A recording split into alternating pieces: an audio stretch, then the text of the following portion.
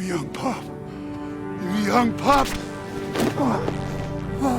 Greg, it is such a pleasure to meet you. How are you doing today? Really well, thank you. I'm talking about one of my favorite things, which is June Part Two. So I'm having a great day.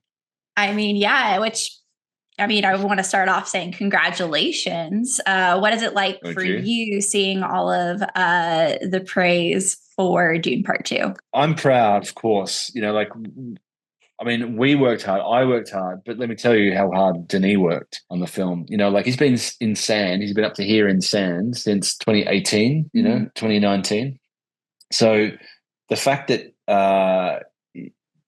he's made June. He's made the book. He's made the book that basically started him on this journey. So for me, like I'm really proud of him. In a not in a sort of a paternal way, because of course, but in a bro sort of way. Like he's made it. He's made it. He's made his film, and I think I'd probably be aligned with my collaborators here to kind of hope that we have helped him make his film as well as he dreamed it as a child, when he was first reading the book. Yeah, it sounds like just the way that the two of you have collaborated on this has really brought what was deemed unadaptable to life, which is such a feat and achievement. When you think back on your time making it Dune Part 2, is there a sequence or a scene that you're most proud of capturing, and why? I've said it a few times in the past about the Sandworm writing. That's so good. I love that sequence. And I'm really proud of the way we captured it because it wasn't easy. And it wasn't something that was simple to capture. And it wasn't simple to shoot. It was probably I wouldn't say, it was probably one of the more complicated sequences that I've done because it had a high probability of not getting it right. Mm-hmm. Do you know what I mean? Like there was a high probability that we could have screwed up and made some mistakes along the way. And it's that high failure opportunity. And so we were quite diligent about making sure that we didn't, let shots through that weren't quite right. Because we realized that if you did that once, or maybe twice, or maybe three times, over the course of 8, 9, 10 shots, the sequence will still be okay and still be good, still have great music and it will still, but it may not have that same visceral impact. So I feel like we were quite diligent about making sure that we were really precise when it came to getting that sequence.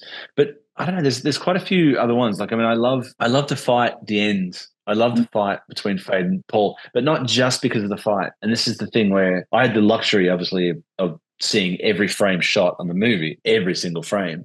Mm-hmm. And one of the things I love about that sequence is all the other actors in that sequence. I love Paul, I love Feyd, I love the fight. Don't get me wrong, but I love looking at Chani. I love looking at Irulan. I love looking at Jessica. I remember we ran around as a technical aside. We filmed the fight, of course, but then we went around and kind of did everybody's close up, which is kind of a thing. When you're facing this way, you go and do Christopher Walken's and you do Florence's and you do Charlotte. Like you sort of knock off the close ups, right?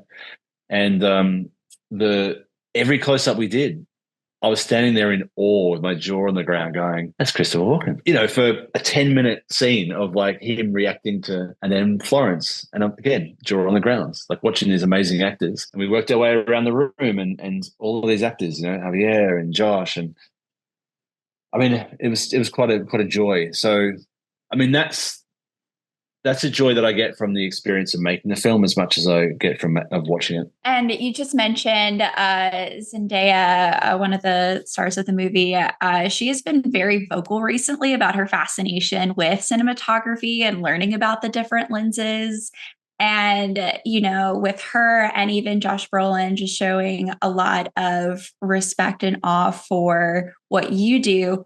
What is it like for you to, share that passion with like the actors or just other people on set who just have an interest in cinematography? Well, you know what I found, and it's really interesting because I think that the more that, and maybe this is because more people in the last 10, 15 years have had phones and, they're becoming more literate when it comes to images.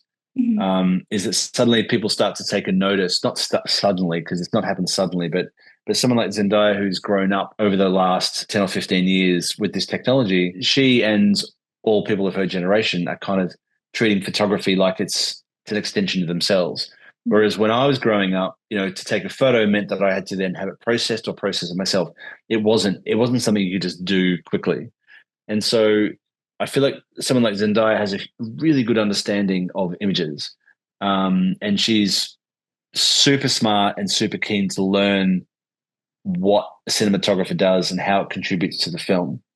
And I think she's incredibly clever. Like she'll be producing and directing her own films soon enough. I'm positive about that. But it's nice to have that sort of interaction with people on set who have that understanding. It's not just actors. Obviously, actors are one of those relationships you have. Even with kind of my team or electricians who have a passion for photography as well. So it's always good. I mean, I always love talking about photography and cinematography, and and obviously working with Josh on the book was hugely fun as well because he's an amazing writer and actor. He's an amazing actor, but fantastic writer. He just seems like an overall just like fun person to be around. He is fun. Sometimes, like, I wonder how he's kind of eternally entertaining as well. I don't know, like I wonder how he kind of keeps that energy going. There's so many shots that are just like so jaw-dropping and awesome to watch in Dune Part 2. Do you have a shot in particular that you are proud of but didn't make the final cut? That's a good question because the way my brain works with cinematography, with the images that I make, is I put all this energy into making the image that we're working on right now. Or that, whatever it is we're working on. That's all my focus. That's my energy. We shoot it and I pretty much forget about it. Like I need to remember because sometimes I need to match to it or I'm coming back tomorrow to whatever that might be. So I don't actually forget about it, but I pretty much, it goes out of my consciousness until I get into the grade and then I see the images again. And I'm like, oh, there you go. There's these images. I could not tell you what's been cut out of the film because we shot so many images for a start, but also it's my emotional journey with those images is I feel like they're only good when they're part of the bigger picture. So, are there things that I wish could have made the edit? Maybe, but I just don't know what they are. I couldn't sit here and tell you. Like, I know we shot some beautiful stuff of Aaliyah in utero. I mean, more than what we saw. We saw a number of beautiful images.